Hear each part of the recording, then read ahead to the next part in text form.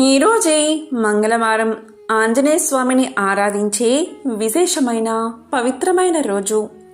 ఈరోజు ఈ కథను విన్నా, చదివినా, చెప్పినా, వినిపించినా సకల శుభాలు కలుగుతాయి. జన్మల దోషాలు తొలగి కోటి జన్మల మహాపుణ్యం వస్తుంది. మరి ఆ కథ ఏంటో ఇప్పుడు ఈ వీడియోలో తెలుసుకుందాం. శ్రీరాముడి బంటు ఆంజనేయుడు మహాదీశాలిగా భక్తుల ప్రేమను చూరగొన్నాడు. అయితే హనుమంతుడు రాముడితో గొడవపడిన సంగతి మీకు తెలుసా? మరి దాని వెనుక ఉన్న కథ ఏమిటో ఇప్పుడు తెలుసుకుందాం. సప్త చిరంజీవుల్లో ఒకడు హనుమంతుడు. మహాభారతంలో కూడా హనుమంతుడు దర్శనం ఇస్తాడు. రామాయణంలో హనుమంతుడి గురించి ఎంత చెప్పుకున్నా తక్కువే. ఆజన్మ బ్రహ్మచారిగా ఉన్న ఈ పవనపుత్రుడు శ్రీరాముడిని తన హృదయంలో బంధించి భక్తిలో ఎవరికీ సాటిరాడంతా ఎదిగాడు. ముఖ్యంగా సముద్రాన్ని దూకి లంకను చేరి సీతమ్మ జాడను రాముడికి చేరవేశాడు. శ్రీరాముడు రావణుణ్ణి వధించడంలో కీలక పాత్ర పోషించిన ఈ వీరాంజనేయుడు యుద్ధంలో లక్ష్మణుడు స్పృహతప్పి పడిపోగా సంజీవన్ని తీసుకొచ్చి లక్ష్మణుడి ప్రాణాలు నిలిపిన మహాదీశాలి. రాముడి పట్ల తనకున్న అపారమైన భక్తితో చిరంజీవిగా ప్రజల గుండెల్లో నిలిచాడు. శ్రీ మహావిష్ణువు అవతారమైన రాముడిని తన హృదయంలో నిలుపుకున్న హనుమంతుడు ఏకంగా తన స్వామితోనే యుద్ధం చెయ్యాల్సిన పరిస్థితి వచ్చింది. అది ఎలా అంటే, ఒకసారి రాముడు ఎక్కువ లేక రామనామం ఎక్కువ అనే సందేహం నారదుడికి వచ్చింది. వారణాసి అనే పట్టణంలో విశ్వనాథుడు కొలువై ఉన్నాడు. దానికి కాశీ అనే పేరు. సత్య హరిశ్చంద్రుడు భార్య చంద్రమతిని వేలం వేసిన ప్రదేశమిదే. విశ్వామిత్రుడి బాధలు భరించి హరిశ్చంద్రుడు తిరిగి రాజ్యాన్ని పొందిన ప్రదేశం కూడా ఇదే. ఈ పట్టణాన్ని ధర్మాత్ముడు సత్యనందుడు అయిన కాశీరాజు అంటే యయాతి అనే రాజు పరిపాలిస్తున్నాడు. అతని పాలనలో ప్రజలు సుఖంగా, రోగాలు లేకుండా ఆనందంగా జీవిస్తున్నారు. ఒకసారి యయాతి అరణ్యానికి వేటకు వెళ్ళాడు. అక్కడ ఒక ప్రదేశంలో గౌతమ మహర్షి, విశ్వామిత్రాది మహర్షులు ఉన్నారు. అక్కడ నారాయణ యజ్ఞాన్ని విధి విధానంగా నారద మహర్షి యొక్క సమక్షంలో జరుపుతున్నారు. అక్కడ ఉన్న వశిష్ఠుడు మొదలైన మహర్షులకు నమస్కారం చేస్తూ మహారాజు అక్కడి నుండి వెళ్ళిపోయాడు. రామనామ మహత్యాన్ని లోకంలో చాటాలి అనే ఆలోచన నారదుడికి కలిగింది. వెంటనే అక్కడే ఉన్న విశ్వామిత్ర మహర్షి దగ్గరకు వెళ్ళి, చూసావా మహర్షి, యయాతి మహారాజు వశిష్ఠాది మహర్షులకు ప్రణామం అన్నాడే కాని విశ్వామిత్రాది మహర్షులకు ప్రణామం అనలేదు. నీవు గమనించావా అని పుల్లవేశాడు. ఇంకేముంది, అది అవమానంగా భావించాడు విశ్వామిత్రుడు. విశ్వామిత్రుడికి కోపం ఎక్కువ. విశ్వామిత్రుడు యయాతికి తగిన గుణపాఠం నేర్పాలి అని నిర్ణయించుకున్నాడు. కోపంతో ఉన్న విశ్వామిత్రుడు సరాసరి అయోధ్య నగరానికి చేరుకుని శ్రీరాముణ్ణి సందర్శించాడు. రాముడు అప్పుడు విశ్వామిత్రుడికి ఉచిత సత్కార్యాలు చేసి మహర్షి రాకకు కారణం తెలపమన్నాడు. అప్పుడు విశ్వామిత్రుడు ఇలా సమాధానం చెప్పాడు. శ్రీరామ, కాశీరాజు మేము ఉన్న ప్రాంతానికి వచ్చి మేము చేస్తున్న యజ్ఞాన్ని దర్శించి మునులందరికీ నమస్కారం చేసి నన్ను పలకరించకుండా అవమానం చేసి వెళ్ళిపోయాడు. అతను నీ భక్తుడే అయినా ఉపేక్షించకుండా ప్రతీకారం చేసి నా పరాభవాగ్నిని చల్లార్చు అన్నాడు. విశ్వామిత్రుడికి జరిగిన అవమానం తనకు జరిగినట్లే అని రాఘవుడు భావించాడు. ధర్మరక్షణే తన కర్తవ్యమని అనుకున్నాడు. వెంటనే ధనస్సును చేతిలోకి తీసుకుని ముందు వెనుక ఆలోచించకుండా సూర్యుడు అస్తమించే సమయంలోపు యయాతిని చంపుతాను అని ప్రతిజ్ఞ చేశాడు శ్రీరాముడు. ఈ విషయాన్ని నారదుడు యయాతికి తెలియచేశాడు. అతన్ని కాపాడగలిగేది శ్రీరామ బంటు అయిన హనుమంతుడే అనే సలహాను కూడా ఇచ్చాడు నారదుడు. తన ప్రభువుతో అకారణ కలహానికి దుఃఖిస్తూ యయాతి మహారాజు ఆలస్యం చేయకుండా వేగంగా వెళ్ళి హనుమంతుడి తల్లి అయిన అంజనాదేవి యొక్క పాదాలపై పడ్డాడు. శరణు శరణు అని వేడుకున్నాడు. అంజనాదేవి యొక్క మాతృహృదయం కరిగిపోయింది. ఆమె అభయాన్ని ప్రసాదించింది. ప్రాణ భయం లేదు అని. ఆమె హనుమంతుడితో యయాతిని రక్షించమని కోరింది. యయాతి జరిగిన విషయం మొత్తం వివరించి చెప్పాడు. రామస్వామితో విరోధం హనుమంతుడికి ఇష్టం లేదు, కానీ తల్లి ఇచ్చిన మాటను పాటించాలి కదా అని భావించి యయాతిని వెంట తీసుకుని అయోధ్యకు వెళ్ళాడు. సరయూ నది ఒడ్డున యయాతి మహారాజును కూర్చోబెట్టి ఎడతెరిపి లేకుండా శ్రీరామనామ జపాన్ని జపించమని యయాతికి చెప్పి శ్రీరాముణ్ణి సందర్శించాడు. అప్పుడు హనుమ రాముడితో ఇలా పలికాడు. రామా, నీ నామజపం జపించేవారిని ఎవరినైనా సరే చంపను అనే ప్రతిజ్ఞ చేశావు కదా, నీకు జ్ఞాపకం ఉందా అని అడిగాడు. అప్పుడు శ్రీరాముడు ఇలా సమాధానం చెప్పాడు. నా నామాన్ని జపించే వారిని నేను సంహరించను అన్నాడు. ఆ రోజు సూర్యుడు అస్తమించేలోగా యయాతిని సంహరిస్తాను అన్నాడు రాముడు. ఆ ప్రతిజ్ఞ అయోధ్యాపుర వాసులందరికీ తెలిసిపోయింది. దీనితో పాటు యయాతిని రక్షిస్తాను అని హనుమంతుడు శపథం చేసిన మాట కూడా ఊరంతా పాకిపోయింది. ప్రతి ఒక్కరూ ఏం జరుగుతుందో అనే కుతూహలంతో వేచి ఉన్నారు. సరయూ నది ఒడ్డుకు చేరుకున్నారు. హనుమంతుడికి యయాతిని విడిచిపెట్టమని అందరూ సలహా ఇచ్చారు. ఇంతలో రాముడు సోదర సమేతంగా అక్కడికి చేరుకున్నాడు. యయాతిని విడిచిపెట్టమన్నాడు రాముడు. దానికి హనుమ ఇలా పలికాడు. రక్షించడమే ధర్మంగా ఉన్న నీకు నేను సేవకుణ్ణి. నువ్వు చేపట్టిన వ్రతాన్ని నేను చేస్తున్నాను. యయాతిని నీవు చంపాలి అనుకుంటే ముందు నన్ను చంపి తరువాత అతన్ని చంపు అని పలికి రామనామాన్ని బిగ్గరగా జపిస్తూ గదను చేత్తో పట్టుకున్నాడు హనుమ. యుద్ధ సన్నద్ధుడు అయ్యాడు. రాముడు వేసిన బాణాలు అన్నీ హనుమంతుడి దాకా వచ్చి వెనక్కు వెళ్ళి రాముడి అమ్ముల పొదలోకి చేరిపోతున్నాయి. లాభం లేదు అని రాముడు యయాతి మీద బాణాలు సంధించాడు. అవి కూడా రామనామం జపిస్తున్న యయాతిని తాకకుండా తిరిగి వచ్చి అమ్ముల పొదలోకి చేరిపోతున్నాయి. ఇంతలో సూర్యాస్తమయం అయ్యింది. శ్రీరామాంజనేయ యుద్ధాన్ని నివారించడానికి నారదులు అక్కడికి వీచేశారు. అప్పుడు నారదుడు ఇలా పలికారు. రామా, వీరిద్దరూ నీ భక్తులే కదా, నువ్వు చంపాలి అని అనుకున్నా వారిని చంపలేవు అన్నాడు. యయాతిని పిలిచి శ్రీరాముడి పక్కకు చేరిన విశ్వామిత్రుడికి నమస్కారం చెయ్యమని హితవు చెప్పాడు. యయాతి అలాగే నమస్కారం చెయ్యగా విశ్వామిత్రుడు అప్పుడు శాంతించాడు. అప్పుడు నారద మహర్షి శ్రీరామచంద్రుడితో ఇలా పలికాడు. శ్రీరామా, నువ్వు గొప్ప, నీ నామం గొప్ప అని లోకానికి తెలియచెప్పడానికి నేనే ఈ అకారణ కలహాన్ని సృష్టించాను.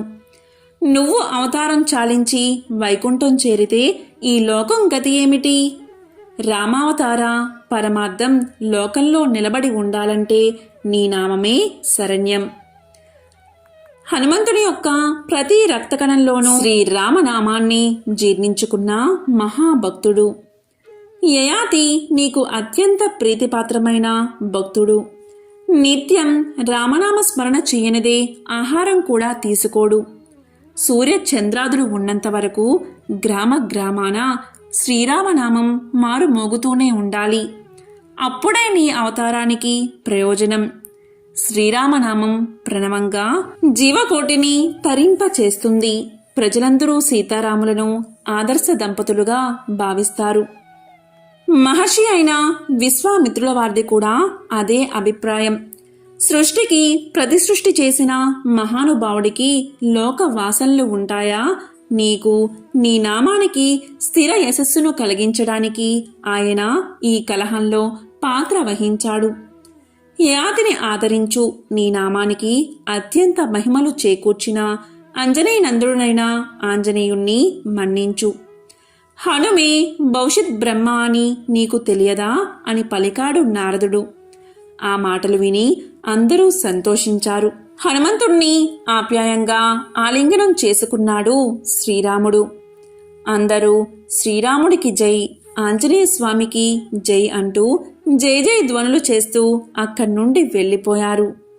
కురుక్షేత్ర యుద్ధంలో హనుమంతుడు కూడా ఉన్నాడు. అదేంటి, ఎక్కడా చదవలేదే అని ఆశ్చర్యపడకండి. కౌరవులతో యుద్ధంలో అర్జునుడి రథంపై ఎగురుతున్న విజయకేతనంపై ఉండాలని శ్రీకృష్ణుడు హనుమంతుణ్ణి కోరతాడు. ఈ అభ్యర్థన మేరకు అర్జునుడి రథకేతనంపై హనుమంతుడు ఉండి పాండవుల విజయ చిహ్నంగా నిలిచాడు. యుద్ధం ముగిసిన తర్వాత ఆంజనేయుడు తిరిగి సాధారణ రూపంలోకి వచ్చాడు. రథం కాలిపోయి బూడిదగా మారింది. అంటే యుద్ధంలో రథంపై విసిరిన ఆయుధాల నుంచి అర్జునుడిని రక్షించాడు ఆంజనేయుడు. ప్రాచీన హిందూ తాళపత్రాల ప్రకారం విశ్వంలో ఉన్న 7 అమరుల్లో, అంటే మరణం లేని వారిలో హనుమంతుడు ఒకరు. శ్రీరాముడు హనుమంతుడికి స్వర్గాన్ని ప్రసాదించినప్పటికీ పవనసుతుడు అందుకు అంగీకరించడు. తాను భూమిపైనే రాముడి భక్తుడిగా ఇలాగే ఉండిపోతానని అడుగుతాడు. అందుకు శ్రీరాముడు కూడా ఒప్పుకుంటాడు. ఈ కారణంగానే భూమిపై రాముడిని ఇప్పటికీ భజనలు, కీర్తనలతో కొలుస్తున్నారు. చిరంజీవిగా గుర్తింపు తెచ్చుకున్న హనుమంతుడు ఇప్పటికీ ఎక్కడో భూమిపైనే ప్రాణాలతో ఉన్నాడని కొంతమంది చూశారని కథలుగా చెప్పుకుంటారు. సప్త చిరంజీవుల్లో హనుమంతుడితో పాటు అశ్వత్థామ, బలి, హనుమంతుడు, విభీషణుడు, కృపుడు, పరశురాముడు, వ్యాసుడు ఉన్నారు. తులసీదాసు బోధనల చేత ఎంతోమంది అన్య మతస్థులు కూడా రాముడి భక్తులయ్యారు. ముస్లిం రాజైన అక్బర్ పరిపాలిస్తున్న కాలమది. తులసీదాసుపై ఈర్ష్యను పెంచుకున్న అన్య మతస్థులు అక్బర్ పాదుషాకు తులసీదాసుపై ఫిర్యాదులు చేసేవారు. ఇదిలా ఉండగా వారణాసిలో ఒక సదాచార సంపన్నుడైన గృహస్థుడు తన ఏకైక కుమారుడికి ఒక చక్కని అమ్మాయితో వివాహం జరిపించాడు. వారిద్దరూ ఆనందంగా జీవనం సాగిస్తూ ఉండగా విధివశాత్తు ఆ యువకుడు కన్నుమూశాడు. జరిగిన దారుణానికి తట్టుకోలేకపోయినా అతని భార్య హృదయ విదారంగా విలపించసాగింది.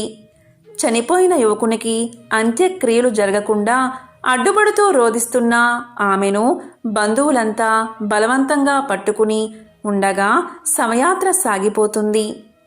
శ్మశానానికి వెళ్లే మార్గం తులసీదాస్ ఆశ్రమం మీదుగానే సాగుతుంది. శవయాత్ర ఆశ్రమం వద్దకు వచ్చే సమయానికి తనను పట్టుకున్న వారిని వదిలించుకుని పరుగున ఆమె ఆశ్రమంలోకి చొరబడి తులసీదాస్ పాదాలపై పడి విలపించసాగింది. ధ్యాన నిమగ్నులైన తులసీదాస్ కనులు తెరచి దీర్ఘ సుమంగళి భవ అని దీవించాడు. దానితో ఆమె కడు దీనంగా జరిగిన సంగతిని వివరించి జరుగుతున్న శవయాత్ర చూపించింది. వెంటనే తులసీదాస్, తల్లి, రాముడు నా నోట అసత్యం పలికించడు అని శవయాత్రను ఆపి శవం కట్లు విప్పించి రామనామాన్ని జపించి తన కమండలంలోని జలాన్ని చెల్లాడు. ఆ మరుక్షణం ఆ యువకుడు పునర్జీవితుడు అయ్యాడు. రామనామ మహిమ కనులారా చూసిన జనం రామభక్తులుగా మారారు. వారి సంఖ్య నానాటికి పెరగసాగింది. స్వయంగా పరమత సహనాన్ని కలిగి ఉన్న అక్బర్ పాదుషా చెప్పుడు మాటలు విని తులసీదాసును అదుపులోకి తీసుకోమని ఆజ్ఞలు జారీ చేశాడు. తులసీదాసును మర్యాదపూర్వకంగా సభకు తీసుకువచ్చారు. రామనామ మహిమతో చనిపోయిన వారిని బతికించారని విన్నాము. అదే మహిమను మా ముందు చూపమని ఒక శవాన్ని తెప్పించాడు అక్బర్ పాదుషా. జనన మరణాలను తాను తప్పించలేనని, ఆ శవాన్ని బతికించలేనని అన్నాడు తులసీదాసు. రాజధిక్కార నేరం కింద తులసీదాసును చెరసాలలో వేసి చిత్రహింసలు పెట్టారు రాజభటులు. మహాభక్తుడైన తులసీదాసును హింసిస్తున్నందుకు రామభక్తుడైన హనుమంతుడు తన వానర సైన్యంతో సహా అక్బర్ మహల్పై దాడి చేశాడు. వందల సంఖ్యలో వానరాలు రాజభటులను హడలెత్తించాయి.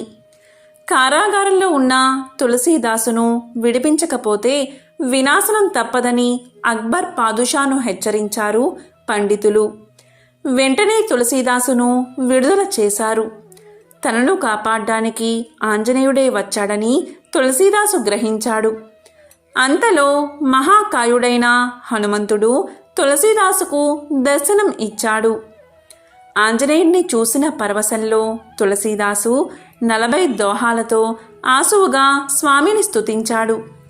తులసీదాసు చేసిన స్తోత్రానికి స్వామి ప్రసన్నుడై ఆ స్తోత్రం చదివిన వారికి, విన్నవారికి సదా తాను రక్షగా ఉంటానని దీవించాడు. ఇదే హనుమాన్ చాలీసా వెనుక ఉన్న కథ. ఆ మహాదేవుణ్ణి శనిదేవుడు పట్టుకుంటాడు. ఆ సమయంలో ఆ మహాశివుడు శనిదేవుడితో ఇలా అంటాడు: శనిదేవా, నీవు నన్ను పట్టుకుంటే పట్టుకున్నావు, కానీ నా అంశతో ఉన్న హనుమంతుణ్ణి పట్టుకో, నీ సంగతేంటో తెలుస్తుంది. హనుమంతుణ్ణి పట్టుకోవడం నీ వల్ల కాదు అంటాడు. దానికి శనిదేవుడు ఇలా పలుకుతాడు: ఈశ్వరా, నిన్నే కాదు, ఆ ఆంజనేయుని కూడా పట్టుకుంటాను. ఇదే నా సవాలని బయలుదేరతాడు శనిదేవుడు. ఇక ఈశ్వరుడు సరే వెళ్ళు, వెంటనే పట్టుకో అంటాడు. ఇక శనిదేవుడు వెళ్లేటప్పుడు తన తండ్రైన సూర్యుడి దగ్గరకు వెళ్లి ఆశీర్వాదం తీసుకుందాము అనుకుంటాడు. ఇక శనిదేవుడు సూర్యుడి దగ్గరకు వెళ్లి, తండ్రి, నేను ఒక పని మీద వెళ్తున్నాను, నన్ను ఆశీర్వదించు అంటాడు. ఇక సూర్యుడికి విషయం అర్థమై, శని, నువ్వు నా పుత్రుడువు, హనుమంతుడు కూడా నాకు పుత్రుడే, అతను పుత్రుడు కంటే ఎక్కువ, నా దగ్గర చదువుకున్న శిష్యుడు, పేరుకు శిష్యుడే కాని ఆయన సకల దేవతా స్వరూపుడు. ఆంజనేయుడు ఎంత బలవంతుడో తెలుసా? పుట్టిన 6వ రోజే పైకి ఎగిరి నన్నే, అంటే నీ తండ్రినైనా నన్నే మింగబోయాడు. అంతటి గొప్ప మహానుభావుడు ఆయన. అటువంటి వాడి జోలికి నీవు వెళ్తున్నావు అంటున్నావు అని అన్నాడు సూర్యుడు. కాని హనుమ సంగతి శనిదేవుడికి తెలియదు.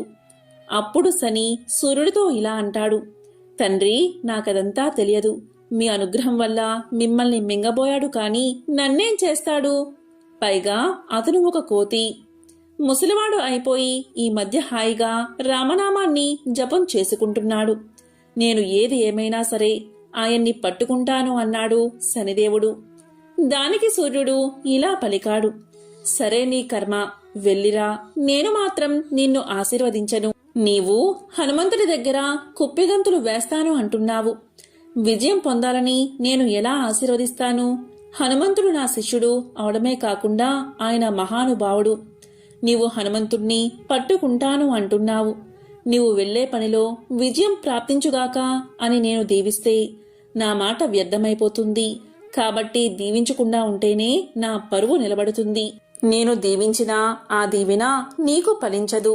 నా దీవెన ఫలిస్తే హనుమంతుడికి దేవతలు ఇచ్చిన వరాలన్నీ అన్యాయం అయిపోతాయి. బ్రహ్మాదుడు ఇచ్చిన వరం కూడా వ్యర్థమైపోతుంది. ఏ రకంగా చూసినా నేను నిన్ను దీవించును అన్నాడు సూర్యుడు.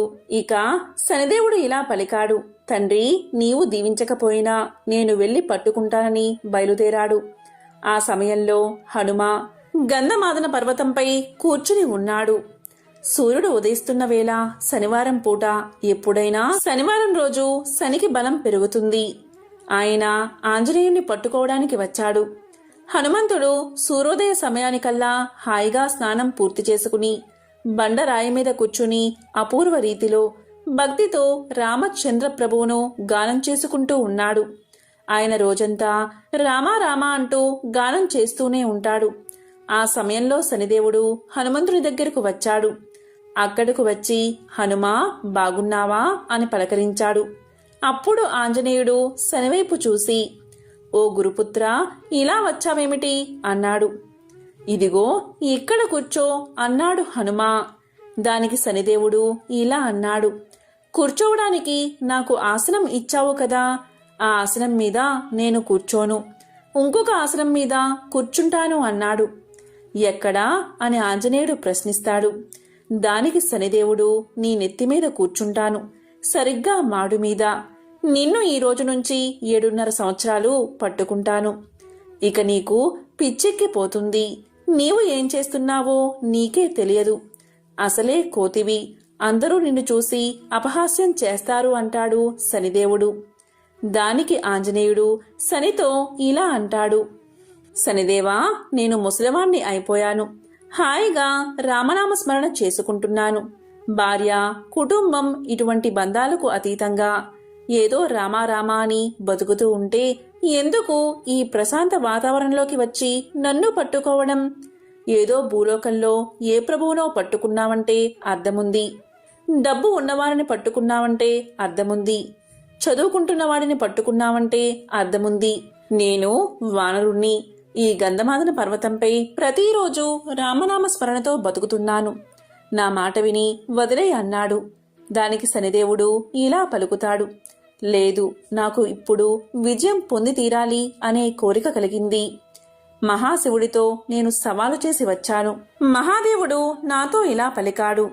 ఓ శనిదేవా, నన్ను పట్టుకుంటే పట్టుకున్నావు, కాని నా అంశతో ఉన్న హనుమంతుణ్ణి పట్టుకో, అప్పుడు నీకు తెలుస్తుంది అన్నాడు. కాబట్టి నేను ఈశ్వరుడితో శపథం చేసి వచ్చాను. ఆ శపథం నెరవేర్చుకోవాలి. మా నాన్న దగ్గర కూడా శపథం చేశాను. నేను పట్టుకుంటే ఎంతటి వాడైనా ఎవడైనా సరే పోవాల్సిందే. నిన్ను నేను పట్టుకుంటాను అంటాడు శనిదేవుడు. దానికి హనుమంతుడు ఎలా పట్టుకుంటావు అని అడుగుతాడు. దానికి శని, ఏముంది, నీ నెత్తిమీద కూర్చుంటాను అన్నాడు. అయితే కూర్చో అన్నాడు హనుమంతుడు. హనుమంతుడు ఎప్పుడైనా సరే జపం చేసేటప్పుడు రామచంద్ర ప్రభువు ఇచ్చిన కిరీటం పెట్టుకుంటాడు. వెంటనే హనుమ కిరీటం తీసి కూర్చో అన్నాడు. వెంటనే శనిదేవుడు పైకి ఎగిరి మాడు మీద కూర్చున్నాడు. పక్కనే పెద్ద బండరాయి ఉంది. ఆ బండరాయిని తీసి దానిమీద శ్రీరామ అని రాసి జై శ్రీరామ అని పలికి ఆ రాయిని నెత్తిమీద పెట్టుకుని ఒక్క నొక్కు నొక్కాడు హనుమ. ఇక శనిదేవుడికి ఊపిరి ఆడక ఉక్కిరి బిక్కిరి అయిపోయాడు. అసలే హనుమతల బండరాయిలా ఉంటుంది, దానిమీద మరోశిల. 2 రాళ్ల మధ్యలో పచ్చడి అయిపోయాడు శని భగవానుడు.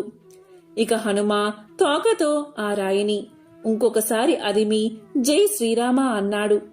ఇక శనిదేవుడు ఆయాసంతో మాట్లాడుతూ ఆంజనేయ ఆంజనేయ అని పలికాడు. ఎవరు అరుస్తున్నారు అన్నాడు హనుమంతుడు.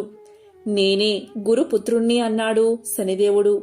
ఓహో, గురుపుత్రుడా అన్నాడు హనుమ. నా ఒళ్ళు ఊనం అయిపోయింది, ఏదో పర్వతం నా మీద పడినట్లు అయ్యింది అన్నాడు శనిదేవుడు. దానికి ఆంజనేయుడు, నేనేదో తపస్సు చేసుకుంటున్నాను, రామ అంటూ జపం చేసుకుంటే తగుదునమ్మా అని నీ పని పడతానని నెత్తిమీద కూర్చున్నావు, బాగా శాస్తి జరిగిందా అన్నాడు హనుమ. దానికి శనిదేవుడు, అవును హనుమ, నాకు చాలా బుద్ధి వచ్చింది. అయినా నీకింత బలం ఎలా వచ్చింది అని అడగ్గా హనుమ ఇలా అన్నాడు. అది రామనామ స్మరణ ప్రభావం. రామా రామా అని జపించేవాడికి శని ప్రభావాలు ఎక్కడ ఉంటాయి? ఏ ప్రభావమూ ఏమీ చేయలేదు అంటాడు హనుమ. రామనామాన్ని నిరంతరం జపించేవారికి ఎవరి వల్ల భయం ఉండదని ఎప్పుడో ప్రహ్లాద కుమారుడు చెప్పాడు కదా. ఎవరైతే రామనామాన్ని భక్తితో చేస్తారో వారిని ఏ గ్రహాలు ఏమీ చేయవు, గ్రహాలన్నీ అలాంటి వారికి అనుకూలిస్తాయి అన్నాడు హనుమ. దానికి శనిదేవుడు, క్షమించు హనుమ, తప్పు చేశాను అని క్షమాపణ చెప్పుకుని శనిదేవుడు బయలుదేరతాడు.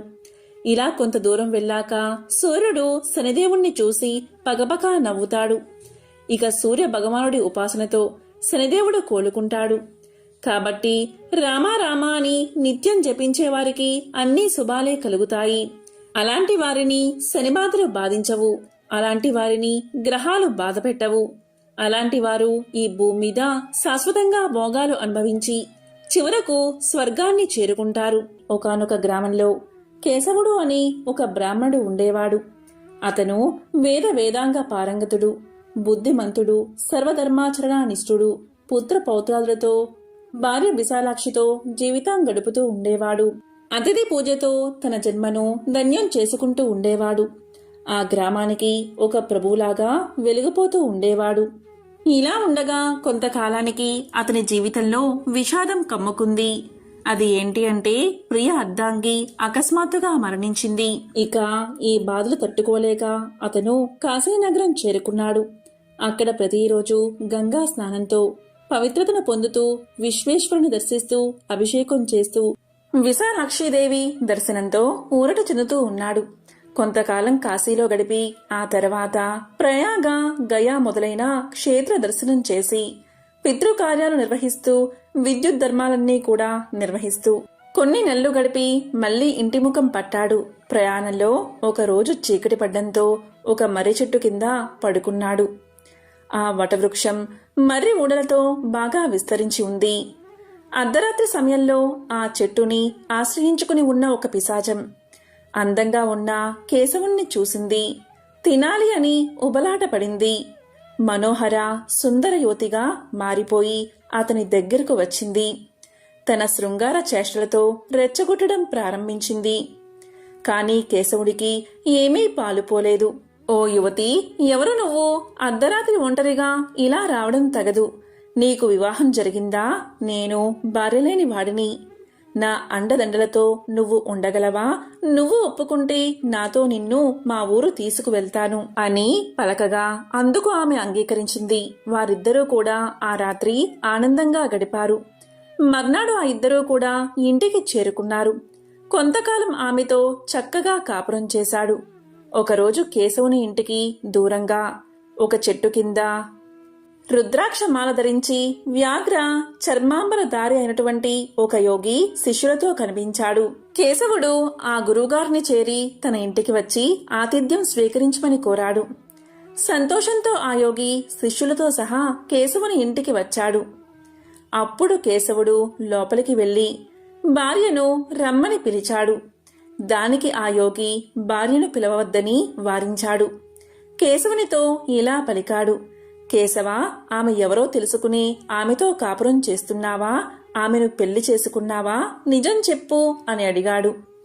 దానికి కేశవుడు జరిగిన విషయాలన్నీ కూడా వివరంగా తెలియచేశాడు. తనకేమీ తెలియదని తన్ను ఉద్ధరించమని వేడుకున్నాడు. దీంతో కేశవుడిపై యోగికి జాలి కలిగింది. దాంతో అతన్ని ఉద్ధరించాలని భావించాడు. అప్పుడు యోగి ఇలా పలికాడు: కేశవ, ఆమె విషయం నేను చెప్పను, నువ్వే గ్రహించు అని చెప్పి శ్రీరామ తారక మంత్రాన్ని ఉపదేశించి వెంటనే జపాన్ని ఆచరించమని చెప్పి ఒక రుద్రాక్ష మాలను కూడా ఇచ్చి దానితో జపం చేయమని చెప్పి వెళ్లిపోయాడు యోగి. యోగి చెప్పినట్లు కేశవుడు కూడా అలాగే చేశాడు. చేతిలోని ఆ మాల వల్ల సూర్యతేజంతో వెలిగిపోతూ ఉన్నాడు కేశవుడు. అప్పుడు కేశవుడి దగ్గరికి పిశాచి వచ్చింది. కేశవుణ్ణి చూసి భయపడింది. ఆ జపమాలను దూరంగా విసిరివేయమని కోరింది. తన దగ్గరకు రావద్దని ప్రార్థిస్తూ ఏడుస్తూ దూరంగా జరిగింది. అప్పుడు భక్త సులభుడైన ఆంజనేయుడు ప్రత్యక్షమై తన తోకతో ఆ పిశాచాన్ని చుట్టి విసిరివేశాడు. కేశవుడికి జరిగిందంతా కూడా తెలియచేసి స్వామి అదృశ్యమైపోయారు. ఇక కేశవుడు జరిగిందంతా కూడా యోగికి తెలియచేశాడు. తన్ని ఉద్ధరించమని వేడుకున్నాడు. దాంతో యోగి ఇలా పలికాడు: కేశవ, నిత్యము తారక మంత్రాన్ని జపించు, ఒక దేవాలయం నిర్మించి శ్రీ హనుమను ప్రతిష్ఠించు, జీవితాంతం హనుమ పూజ మానకు అని హితవు చెప్పి శిష్యులతో సహా వెళ్లిపోయాడు.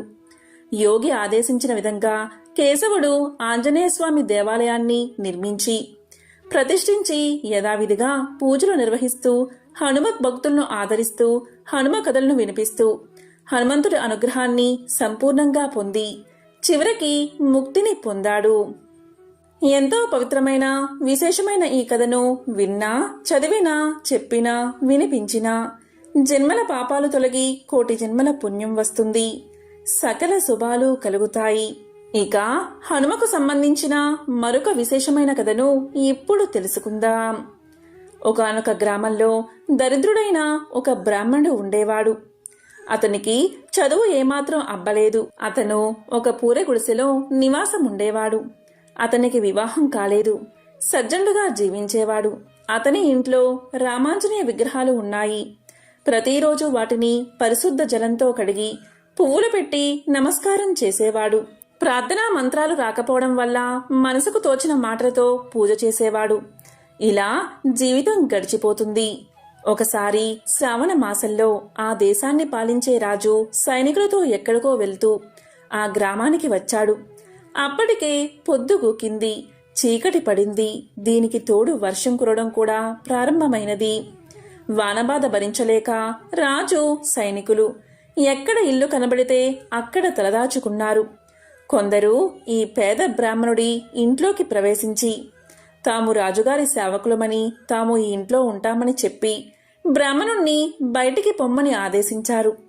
అప్పుడు ఆ బ్రాహ్మణుడు ప్రార్థనతో, అయ్యలారా, మా దేవుళ్ళైన సీతారామాంజనేయ స్వాములు నిద్రపోతున్నారు. వాళ్ళని ఇప్పుడు నేను నిద్రాభంగం చేసి మేలు కొలపలేను అని అతి వినయంగా సమాధానం చెప్పాడు. దీంతో సైనికులకు కోపం వచ్చి ఆ విగ్రహాలను తీసుకుని బయటకు వెళ్లిపోమని గట్టిగా చెప్పారు. వినకపోతే విపరీతంగా కొట్టడం ప్రారంభించారు. అతను ఆ దెబ్బల బాధ భరించలేకపోతున్నాడు. అప్పుడు ఆ బ్రాహ్మణుడు కొంచెం ధైర్యం చేసి ఎట్లాగో అట్లా ఆ విగ్రహాలు ఉన్న చోటికి వెళ్లి, శ్రీరామా, నన్ను ఈ దుర్మార్గులు బాధిస్తూ ఉన్నారు, మీకు నిద్ర లేకుండా చేస్తున్నారు అని విలపిస్తూ ఆ విగ్రహాలను వీపుపై ఉంచుకుని జలపాత్రను చేతిలో పట్టుకుని దండాన్ని కుడి చేతుల్లో ధరించి బయటకు వచ్చి చూరు కింద నిలబడ్డాడు. లోపల సైనికులు హాయిగా నిద్రపోతున్నారు. వర్షం విపరీతంగా కురుస్తుంది. ఏమి చెయ్యాలో అతనికి పాలుపోవడం లేదు. నీటి పాత్రను నేలమీద ఉంచి ఎడమ చేతితో ఆంజనేయ విగ్రహాన్ని తీసుకుని, వాయునందన, నీ ప్రతాపమింతేనా? నీ పరాక్రమాన్ని పురాణాలన్నీ కూడా విపరీతంగా వర్ణించాయని అంటూ ఉంటారు. నిన్ను నువ్వు రక్షించుకోలేవా? నీ స్వామిని కాపాడుకోలేవా? ఎందుకొచ్చిన పరాక్రమం అని దుఃఖిస్తూ ఆ బ్రాహ్మణుడు ఆంజనేయ స్వామివారి తోకను పట్టుకుని గాలిలోకి ఆ విగ్రహాన్ని వేశాడు. అంతే, ఆ విగ్రహం హనుమంతుడిగా మారిపోయింది. బ్రహ్మాండాలన్నీ దద్దరిల్లిపోయేలాగా భయంకరమైన గర్జన చేశాడు హనుమ. ఆ గర్జనకు రాజు, అతని సైనికులు, ఊళ్ళోని మగవాళ్ళందరూ కూడా గుండెలు పగిలి చచ్చిపోయారు. స్త్రీలు మాత్రం బతికే ఉన్నారు. ఎలాగో ఆ రాత్రి గడిచిపోయింది. వర్షం కూడా తగ్గిపోయింది. తెల్లవారిన తర్వాత ఎక్కడ చూసినా కూడా పురుషుల మృతదేహాలే కనిపించాయి. ఆ పేద బ్రాహ్మణుడు, ఊళ్ళోని స్త్రీలు కలిసి ఆ శవాలన్నిటికీ కూడా దహన సంస్కారాలు చేశారు. అప్పట్నుంచి ఆ ఊళ్ళోని స్త్రీలందరూ కూడా అతన్ని భర్తగా స్వీకరించారు. అతను అనేక భోగాలు అనుభవించి సీతారామాంజనేయులను నిత్యమూ పూజిస్తూ కొద్ది రోజులకు రాజయ్యాడు. అప్పట్నుంచి ఏ స్త్రీ అయినా సరే గర్భంలో పురుషుణ్ణి ధరిస్తే హనుమ గర్జించేవాడు. దీంతో గర్భపాతం జరిగి ఆ శిశువు మరణించేది. ఆ గ్రామం పూర్తిగా మగవులదే అయినది. మగవాళ్ళు లేని గ్రామంగానే ఉండిపోయింది. మళ్లీ మగ శిశు జననం అనేది అక్కడ జరగలేదు. పవిత్రమైన విశేషమైన ఈ రోజు ఈ కథలను విన్నా, చదివినా, చెప్పినా, వినిపించినా జన్మల పాపాలు తొలగి కోటి జన్మల పుణ్యం వస్తుంది. ఓం నమః శివాయ. ఓం నమో నారాయణాయ.